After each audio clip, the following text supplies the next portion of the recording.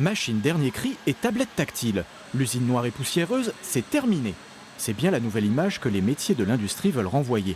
Malgré cela, ils peinent toujours autant à recruter, surtout chez les jeunes. Le patron de cette entreprise fait pourtant des efforts. Aujourd'hui, on s'aperçoit que le bien-être au travail, c'est pas, je ne vais pas dire aussi important que le métier, mais ça le devient. Donc la digitalisation, ça amènera cette partie modernisation sur l'outil de travail, qui évitera peut-être l'ennui ou qui captera les gens. Les jeunes dans l'industrie sont-ils une espèce en voie de disparition? En cherchant bien, on en trouve quand même quelques-uns. J'aime bien les métiers manuels. Du coup, tout ce qui dès que je peux faire quelque chose, je suis très content, moi, avec mes mains. Sinon, rester derrière un bureau, je dois bouger un peu.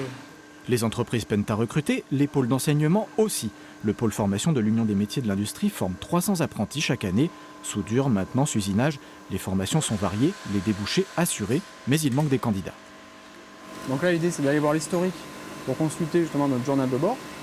Une fois que les jeunes découvrent le vrai métier, ils veulent le faire. Justement, c'est qu'en fait, ils avaient une tellement mauvaise image qu'ils n'avaient pas envie de venir. Mais une fois qu'ils franchissent la porte, qu'ils découvrent nos pratiques, nos moyens technologiques et nos méthodes pédagogiques, ils sont très ravis et ils restent et au contraire, ils le font savoir. Encore faut-il arriver à vaincre les préjugés inculqués pendant la scolarité.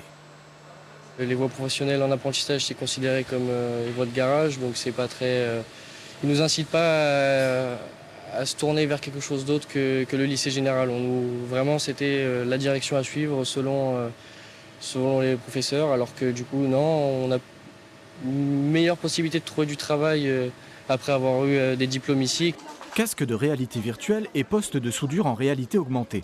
Sur ce forum, le pôle formation vise les collégiens pour casser les préjugés dès le plus jeune âge. C'est pas gagné. Ça fait rêver ces métiers-là? Non, pas trop, je pense pas.